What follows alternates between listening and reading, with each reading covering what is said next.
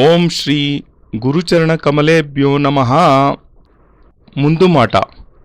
ప్రియమైన సాధక సోదర సోదరీమణులకు పరమపూజ్య సద్గురుదేవులు డాక్టర్ నారాయణ దత్త శ్రీమాలిజీ స్వామి శ్రీ నిఖిలేశ్వరానంద గారిచే రచింపబడిన పవర్ ఆఫ్ తంత్ర తాంత్రిక్ సిద్ధియా అను పుస్తకం తాంత్రిక జగత్తులో చాలా ప్రసిద్ధికెక్కింది.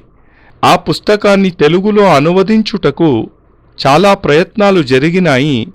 కానీ శ్రీ నేడూరి వెంకటరమణమూర్తి గారి ప్రేరణతో శ్రీ జగన్నాథ శాస్త్రి గారు దీనిని తెలుగులో అనువదించి గురుకృపకు పాత్రులైనారు.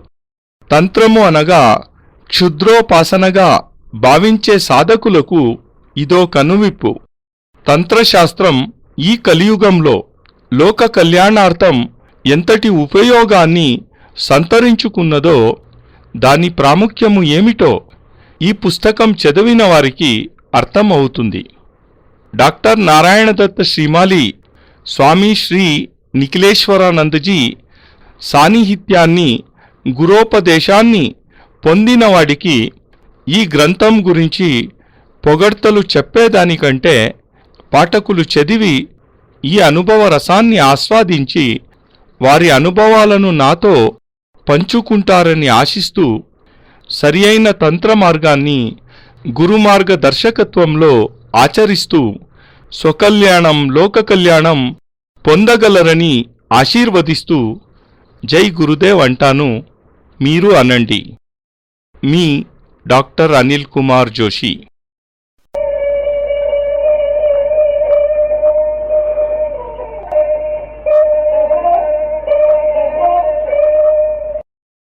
తాంత్రిక సిద్ధులు, వాటి గోపనీయత, సిద్ధపురుషులు, లబ్ధ ప్రతిష్ఠులు, తాంత్రిక సామ్రాట్ శ్రీ డాక్టర్ నారాయణ దత్త శ్రీమాలి వారి జీవితంలోని గొప్ప గొప్ప అనుభవ సిద్ధులు మరియు సాధనలు, అనుభవ సిద్ధి ప్రచురణ.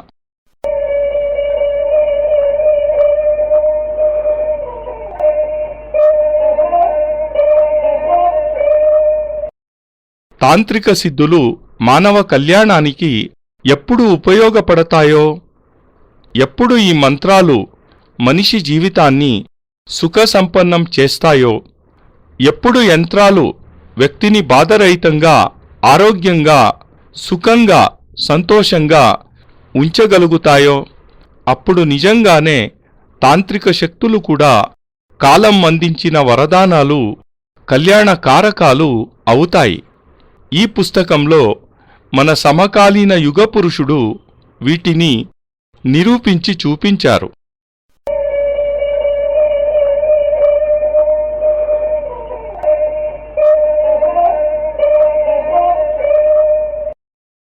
రచయిత ముందు మాట.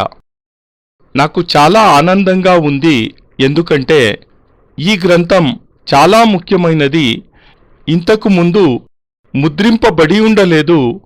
ఏ సిద్ధులను అందరూ పొందాలనుకుంటారో, ఏ సిద్ధుల వల్ల భారతదేశం విశ్వంలోనే తలమానికమైనదో, అలాంటి సిద్ధుల గురించి ఇందులో మొదటిసారి తెలుపబడ్డాయి.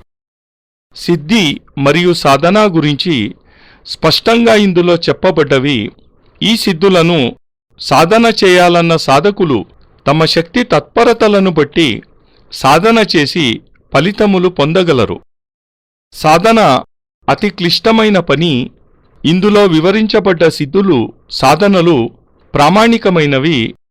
వీటిని సాధించడంలో సాధకునికి వివేకము, శక్తి, కృషి, పట్టుదలపై ఆధారపడి ఉంటుంది. ఏ సాధనలోనైనా సిద్ధి పొందలేకపోతే అది సాధకుని యొక్క లోపంగానే చెప్పుకోవాలి. కనుక సాధకుడు పరిపూర్ణ పరిపక్వ సాధన చేసి సిద్ధిని పొందవచ్చు. ఇందులోని ఘటనలు, వర్ణనలు మంచి సామంజస్యమును కలిగి ఉన్నవి. ఇవి శ్రీమాలి గారి వ్యక్తిత్వాన్ని ప్రతిబింబిస్తాయి. నా గురువు కావటం చేత ఆయన పేరు ఇక్కడ ప్రస్తావించడం జరిగింది. అందుకే ఈ పుస్తకాన్ని గురుచరణాలలో సమర్పిస్తున్నాను. యోగి జ్ఞానానంద.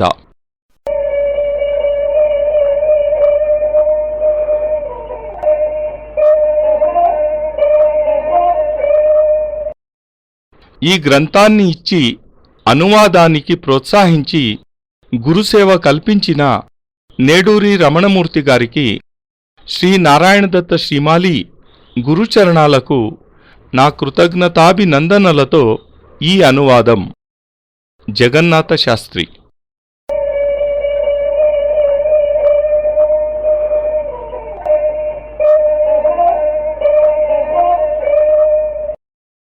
ಜೈ ಗುರುದೇವ್. ಪರಮಪೂಜ್ಯ ಗುರುದೇವ್ ನಿಖಿಲೇಶ್ವರಾನಂದರ ಆಂಧ್ರದ ಶಿಷ್ಯರು ಹಾಗೂ ತೆಲುಗು ಭಾಷೆ ಬಲ್ಲಂತಹ ಎಲ್ಲ ಸಾಧಕರು ಗುರುಬಾಯಿಗಳಿಗೂ ಹೃತ್ಪೂರ್ವಕ ವಂದನೆಗಳು. ಪರಮಪೂಜ್ಯ ಗುರುದೇವರ ದಿವ್ಯ ಸಂದೇಶವನ್ನು ತೆಲುಗು ಭಾಷೆಯಲ್ಲಿ ನೀಡಲು ನಾನು ಮಾಡುತ್ತಿರುವ ಈ ಕಿರು ಪ್ರಯತ್ನಕ್ಕೆ ಸಮ್ಮತಿ ಹಾಗೂ ಸಹಕಾರ ನೀಡಿ ಪ್ರೋತ್ಸಾಹಿಸುತ್ತಿರುವ ಪರಮಪೂಜ್ಯ ಗುರುದೇವರ ಅಚ್ಚುಮೆಚ್ಚಿನ ಶಿಷ್ಯರಾದ ಬ್ರಹ್ಮರ್ಷಿ ಪೂಜ್ಯ ಶ್ರೀ ಅನಿಲ್ ಕುಮಾರ್ ಜೋಶಿಜಿಯವರಿಗೆ ಹೃತ್ಪೂರ್ವಕ ಅನಂತಾನಂತ ವಂದನೆಗಳನ್ನು ಸಲ್ಲಿಸುತ್ತಿದ್ದೇನೆ. ಪೂಜ್ಯ ಶ್ರೀ ಗುರೂಜಿ ಅನಿಲ್ ಜೋಶಿಜಿಯವರ ಆಪ್ತ ಶಿಷ್ಯರಾದ ವೆಂಕಟರಮಣ ಮೂರ್ತಿಜಿಯವರ ಸ್ನೇಹಪೂರ್ವಕ ಸಹಕಾರ ಮತ್ತು ಪ್ರೋತ್ಸಾಹಕ್ಕೆ ನಾನು ಚಿರಋಣಿಯಾಗಿದ್ದೇನೆ. ಪರಮಪೂಜ್ಯ ಗುರುದೇವರ ದಿವ್ಯ ಸಂದೇಶದಿಂದ ಪ್ರತಿಯೊಬ್ಬರ ಹೃದಯದಲ್ಲಿಯೂ ಜ್ಞಾನಜ್ಯೋತಿ ಬೆಳಗುವಂತಾಗಲಿ. ಸದ್ಗುರುದೇವರ ಅನನ್ಯ ಕೃಪಾ ಕಟಾಕ್ಷಕ್ಕೆ ಪ್ರತಿಯೊಬ್ಬರೂ ಪಾತ್ರರಾಗಲಿ ಎಂಬ ಹೃತ್ಪೂರ್ವಕ ಪ್ರಾರ್ಥನೆಯೊಂದಿಗೆ ಗುರೂಜಿ ನಿಖಿಲ್ ಸಚ್ಚಿದಾನಂದ.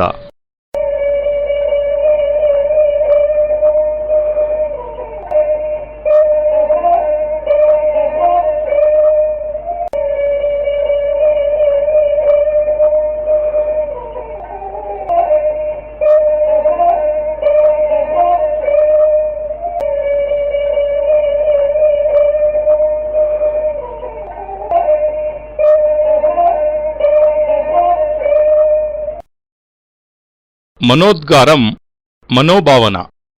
కామాక్ష తాంత్రిక సమ్మేళనంతో విషయాన్ని ప్రారంభిస్తాను. ఈ సమ్మేళనంలో మా మధ్య చాలా చర్చోపచర్చలు జరిగాయి. ముఖ్యంగా తంత్రాన్ని నమ్మేవారు, తాంత్రిక క్రియలు తెలిసినవారు, అలాంటి వారికి ఇది ఒక అద్భుతము, అపూర్వము అయిన అవకాశం. ఎందుకంటే తాంత్రిక ఆరాధ్య దేవత కామాక్ష స్థానంలో ఈ తాంత్రిక సమ్మేళనం జరుగుతున్నది. దీని గురించి ఏ పత్రికలు రాయవు. కానీ తంత్రం గురించి తెలుసుకోవాలన్న వారికి ఇది అనుకూలమైన సమాచారం. ఇందులో భారతదేశానికి సంబంధించిన వారే కాదు, విదేశీ తాంత్రికులు కూడా పాలు పంచుకున్నారు అనే విషయం కూడా తెలిసింది. నే విన్న వేరొక విషయం ఏమిటంటే, భారతదేశంలో విశిష్ట తాంత్రికులందరూ వస్తూ ఉన్నారని. వారు కూడా ఇందులో పాలు పంచుకోవాలి అంటే వారు దశమహావిద్యలలో ఒక్క విద్యలోనైనా సిద్ధిని పొంది ఉండాలి. అలా ఉండటం ముఖ్య విషయం. ఇలా ఎందుకు పెట్టారంటే, సామాన్య తాంత్రికులు తమ వృథా ప్రసంగాలతో సమయాన్ని నష్టపరచకుండా ఉండటానికి. ఈ సమావేశాలు సామాజిక పరంగా కానీ రాజనైతిక పరంగా గాని ఏర్పాటు చేసినవి కావు. దీని వెనుక ఏ పెద్ద వ్యాపారవేత్తల ఉత్సాహం లేదు. వారి ధన సహాయం కూడా అసలే లేదు. దీని ముఖ్య ఉద్దేశ్యం ఏమిటంటే, ఈ మారే ప్రపంచంలో తాంత్రికులు సమాజానికి ఏమి లాభం చేకూర్చి ఉపయోగపడగలరు అన్నదే. ఇంకా తెలుసుకోవలసిన విషయం ఏమిటి అంటే, నిజానికి ఉన్నత శక్తులు కల తాంత్రికులు ఎందరున్నారు అన్నది సుదూర హిమాలయ వాసులైన తాంత్రికులు, యోగులు మొదలైన వారిని కూడా ఉపయోగించుకొని తెలుసుకోవాలనుకున్నారు. ఇందులో తాంత్రికత అంటే తాంత్రికమే కాదు, మంత్రశాస్త్రం తెలిసినవారు కూడా అని అర్థం. అంటే ఈ సమావేశానికి మంత్రతంత్ర శాస్త్రజ్ఞులను అందరినీ పిలిచి చర్చోపచర్చలు జరపాలి అన్నది ముఖ్య ఉద్దేశ్యం. మేమందరం సంవత్సర కాలం నుండి దీనిని గురించి ఉత్సాహంగా పాలు పంచుకుంటున్నాం. ఆ తాంత్రిక సమ్మేళనం జరిగే రోజు గురించి తత్పరతతో ఎదురుచూస్తున్నాం. ఉన్నతులు మహోన్నతులందరితో చర్చించి 10 రోజుల సమావేశాలు జరపాలి అనుకున్నాం. ఇంకా మంత్రశాస్త్రంలో ఏమైనా చేయగల దిగ్గజాల లాంటి వారిని కూడా పిలిచాం. వారు ఈ శాస్త్రంలో ఎంతో పరిశ్రమించారు. ఎన్నో విషయాలను గురించి అధ్యయనం చేసి ఫలితాలను సాధించారు కూడా. ఎలాంటి వారిని పిలిచారంటే ఈ సాధనలో తమ జీవిత అధికాధిక భాగాన్ని వెచ్చించిన వారే. ఆనందింపదగ్గ విషయం ఏమిటి అంటే మంత్రతంత్రవేత్తలందరూ ఇందులో పాలు పంచుకోవటానికి అంగీకరించారు. వారిలో పాగల్ బాబా, స్వామి చైతన్యమూర్తి, కృపాలు స్వామీజీ, బాబా భైరవనాథ్, స్వామి ప్రేత్ బాబా, అఘోరీ గిరిజానంద, అఘోరీ కల్పనానంద భారతి, త్రిజటా అఘోరీ, ఇలా ఎందరో మహాత్ములు. వీరి అందరి గురించి లక్షల కోట్ల సార్లు విని ఉన్నాను. వీరితో ఆశ్చర్యకరమైన ఎన్నో కథలు దాగి ఉన్నాయి. వీరికి ఎన్నో గొప్ప గొప్ప సిద్ధులు వశీభూతమై ఉన్నాయి. ఇలాంటి తాంత్రికులు, మాంత్రికులు, అఘోరీల కలయిక ఒక్కచోట జరగటం ఎంతో ఆశ్చర్యాన్ని కలిగించకమానదు. ఈ సమావేశాలలో ఉత్తర దక్షిణ మార్గ సాధకులందరూ ఒక్క దగ్గర చేరి తమ తమ సిద్ధులను ప్రదర్శించాలి.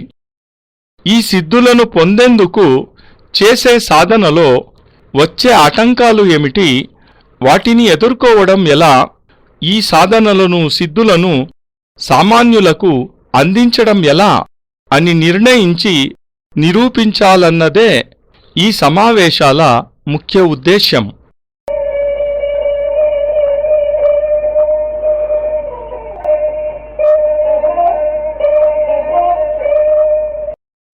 గత 5000 సంవత్సరాలలో ఇదే తొలిసారి ఇలా గొప్పవారైన మహిమాన్వితులైన యోగులు, సాధకులు, తాంత్రికులు, మాంత్రికులు ఒక్క దగ్గరకు చేరడం జరిగింది. దీనికి యోగులు చేసిన ప్రయత్నం శ్లాఘించదగ్గది. వారి కృషి వలననే ఈ కార్యక్రమం సాకారమైంది. హిమాలయములలో దూరంగా నివసించే యోగులను కూడా సిద్ధం చేసి ఒక దగ్గర చేర్చడం జరిగింది. ముఖ్య విషయం ఏమిటంటే దీని చర్చ తక్కువగా జరగాలనుకున్నాం. ఎందుకంటే దేశ ప్రజలందరూ దర్శనానికి వచ్చి ఏర్పాట్లలో లోపం జరుగుతుంది అనుకున్నాం. అంతేకాక ఏ ఉద్దేశ్యంతో సమ్మేళనం జరపాలని అనుకున్నామో అది లోపిస్తుంది అనిపించింది. ఇహ ఆ మహాత్ములు షరతు ఏమిటంటే మేం జనులలోకి వెళ్ళం, వాళ్ల మధ్య మా శక్తులు నిరూపించం అన్నారు. వాళ్ల మాట కూడా నిజమే. వాళ్ల ప్రతిష్టకు భంగం వాటిల్లకుండా ఈ సమావేశాలు నిర్వహించడం కూడా మన కర్తవ్యం కదా. గత 20 సంవత్సరాల నుండి నేను ఈ తాంత్రిక జగత్తులో ప్రవేశించాలని ప్రయత్నిస్తున్నా. దశమహావిద్యలో తారాసిద్ధిని కూడా పొందాను. దానిని నిరాటంకంగా ప్రయోగించాను కూడా. దీనివలన నన్ను నేను తెలుసుకోనారంభించాను. నిజం చెప్పాలంటే నన్ను నేను బాగా తెలుసుకున్నాను.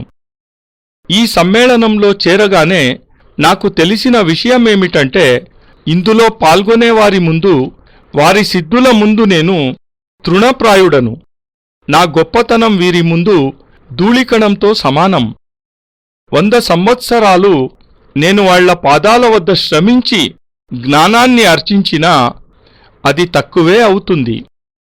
తారా సాధన మీద కఠిన పరీక్షలను ఎదుర్కొన్నాకనే నాకు ఈ సమావేశాలలో పాలు పంచుకునే అనుమతి లభించింది.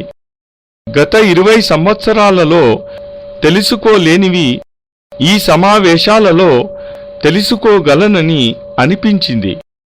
నా పూర్వజన్మ ఇహజన్మ ఫలితమే కాబోలు ఈ సమావేశాలలో పాలు పంచుకునే అధికారం లభించింది. ఈ సమ్మేళనం నా తరంలో జరగడం, దానిని నేను నా కనులతో దర్శించడం నా పుణ్యాల ఫలం కాబోలు నేను అలాంటి మహనీయులను దర్శించగలిగాను. అలాంటి వారి దర్శనం సామాన్య మానవులకు దుర్లభం.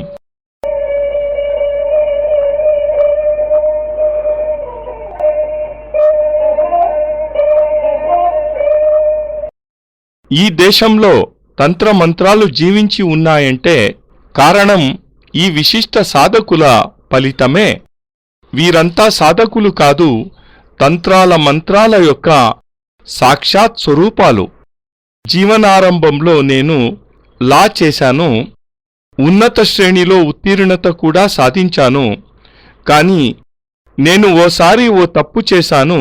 దాని కారణంగా ఓ నిర్దోషికి ఉరిశిక్ష పడింది. ఇది నా తప్పు, దోషం. అందుకు ఫలితంగా నా ఉద్యోగానికి రాజీనామా చేసి ఉద్యోగం మానివేశాను. తరువాత పత్రికా రంగంలో ప్రవేశించి నిశిత పరిశీలన, ఉత్తమ రచనా వ్యాసంగాల వలన పత్రికా రంగంలో మంచి సిద్ధిని సాధించాను. పత్రికా సంఘం అధ్యక్ష పదవి కూడా లభించింది. ఆంగ్లేయుల పాలన కాబట్టి వారు నన్ను ఎంతో కోపంగా చూసేవారు. నా పనుల మీద ఓ కన్ను వేసి ఉంచేవారు. వీటిని తట్టుకునే కన్నా వీటన్నిటికీ దూరంగా వెళ్ళిపోవాలనుకున్నా. పెళ్లి కాలేదు కాబట్టి గాబరా పడవలసిన అవసరం కూడా లేదు. అప్పుడు నేను నా జీవితం సాధనలోనే గడపాలని నిర్ణయించుకున్నాను. చిన్నప్పటి నుండే వితండవాదం నాది. ఎవరి మాటలకి లొంగేవాడిని కాను.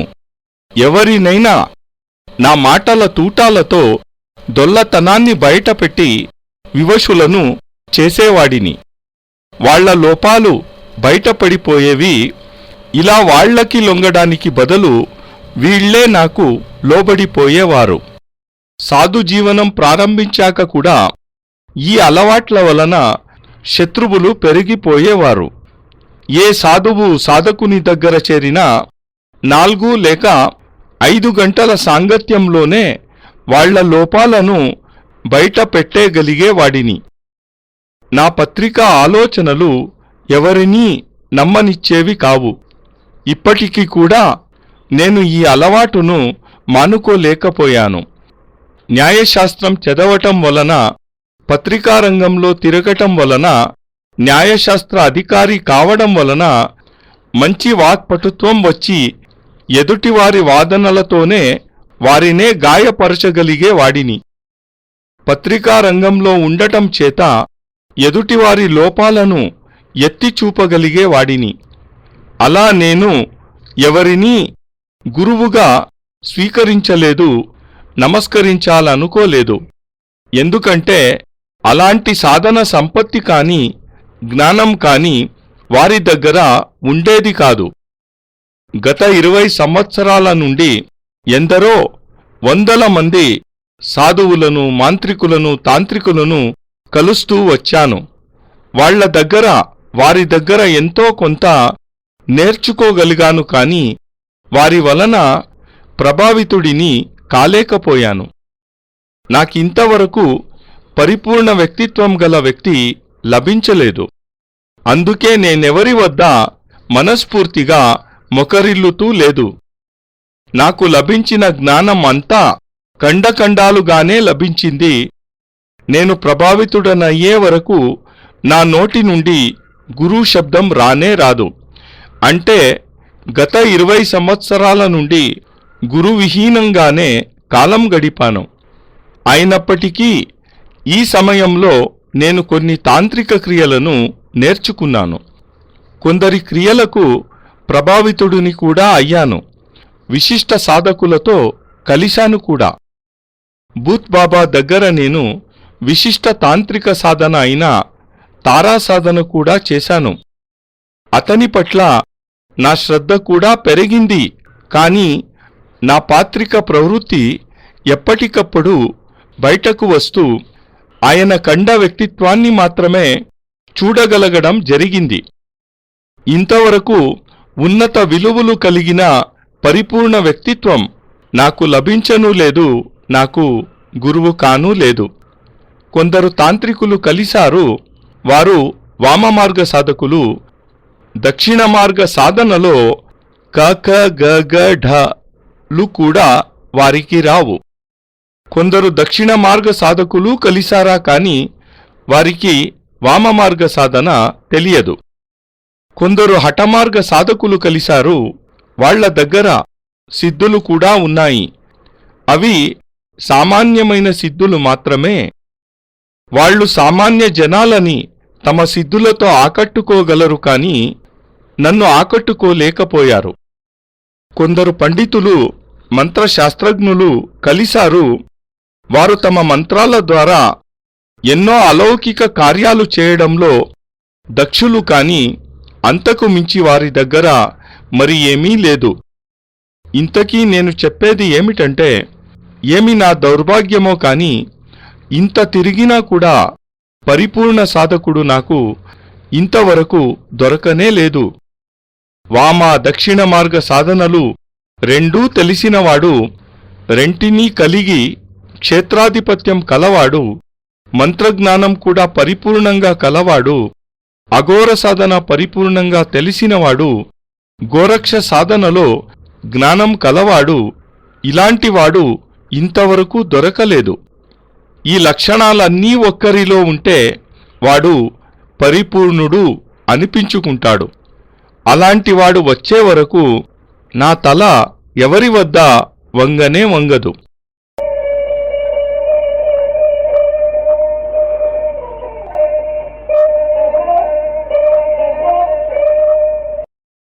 ఇలాంటి పరిస్థితులలో నేను ఈ తాంత్రిక సమ్మేళనం గురించి విన్నాను. మనస్సులో ఆశ కలిగింది. ఇందులో నాకు కావలసిన విశిష్ట పరిపూర్ణ సాధకుడు దొరకవచ్చు అనిపించింది. వాని ముందు నతమస్తకుడనవుతాను అనుకున్నాను. నాకు కావలసినది ఏమిటంటే, విషయ విజ్ఞానమే కాదు, వ్యవహార జ్ఞానం కూడా ఉన్నవాడు కావాలి. ఆ జ్ఞానం ఇతరులకు పనికి రావాలి. సమాజ కళ్యాణం జరగాలి అంటే థియరిటికల్ మరియు ప్రాక్టికల్ జ్ఞానం రెండూ ఉన్నవాడు కావాలి అని కోరుకున్నాను. ఇహ ఈ రెండూ జ్ఞానాలు కలిగిన వాళ్ళు ఉన్నారు కాని వారి ప్రవర్తన చెడిపోయినది లేదా మూర్ఖులుగా ఉండిపోయేవారు. మాటలాడేటప్పుడు ఏమాత్రం తెలివి ఉండేది కాదు. మత్తులో తూగుతూ ఉండేవారు. వారికి వాళ్ల తప్ప ఆర్తులు దుఃఖితుల గురించిన ధ్యాసే ఉండేది కాదు. వాళ్ళు ఏకాంతంగా ఉండిపోయేవాళ్ళు. ఇతరులతో మాట్లాడడం అంటే విసుగుకునేవారు. ఇంకొందరు కోపిష్ఠులుగా ఉండేవారు లేదా ఇష్టానుసారం వ్యవహరించేవారు దొరికేవాళ్ళు. వీళ్ళు ఎలాంటప్పుడు ఎలా ప్రవర్తిస్తారో కూడా తెలిసేది కాదు. మాట్లాడుతూ మాట్లాడుతూ తిట్ల పురాణం విప్పేవారు. కొందరు ఇంకొంత ముందుకు పోయి కొట్టేవాళ్లని కూడా చూశాను. నా దృష్టిలో జ్ఞానం అంటే జ్ఞానమే కాదు, ఏ ప్రాంతం వారైనా సరే జ్ఞానంతో పాటు వినయం, వ్యావహారిక జ్ఞానం కూడా అవసరం. కాని కొందరు అఘోరీలు, మాంత్రికులు, తాంత్రికులు ఎలా ఉన్నారంటే వినయం అంటే వారికి తెలియదు. వారు వారి వారి లోకాలలోనే విహరిస్తూ ఉండేవాళ్ళు. కోపంగా ఉండేవాళ్ళు. అహంకారం నిండిపోయి ఉండేది. తమను తాను గొప్పవారిగా అనుకునేవాళ్ళు. వినయం లేకుండా పరిపూర్ణ వ్యక్తిత్వం రాదు.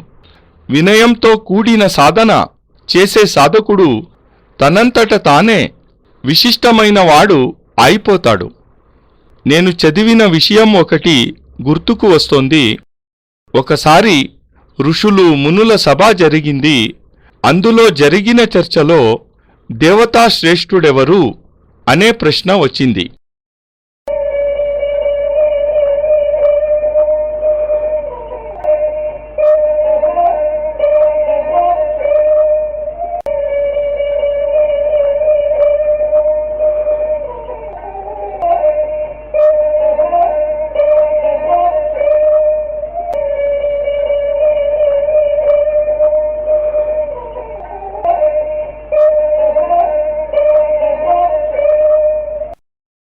ನಾರಾಯಣೋತ್ವಂ ನಿಖಿಲೇಶ್ವರೋತ್ವಂ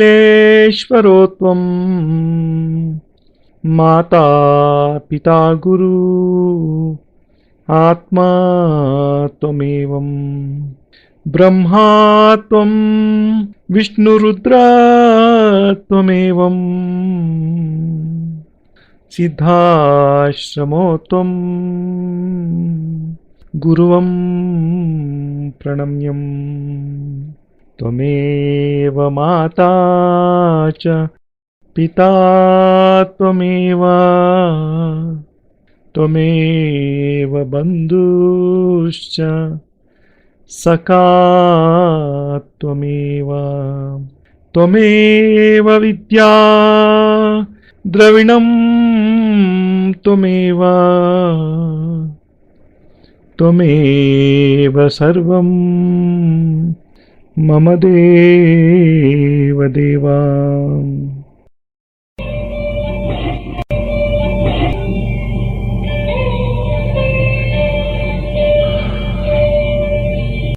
ತ್ವದೀಯಂ ವಸ್ತು ನಿಖಿಲಂ ತುಭ್ಯಮೇವಂ ಸಮರ್ಪಯೇತ್. ಜೈ ಗುರುದೇವ್.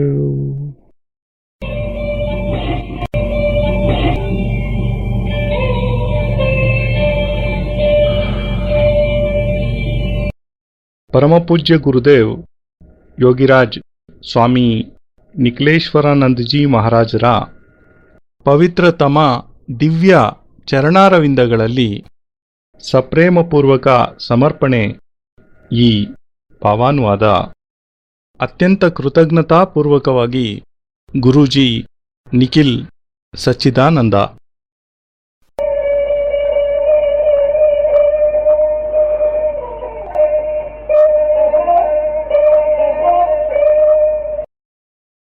ಜೈ ಗುರುದೇವ್.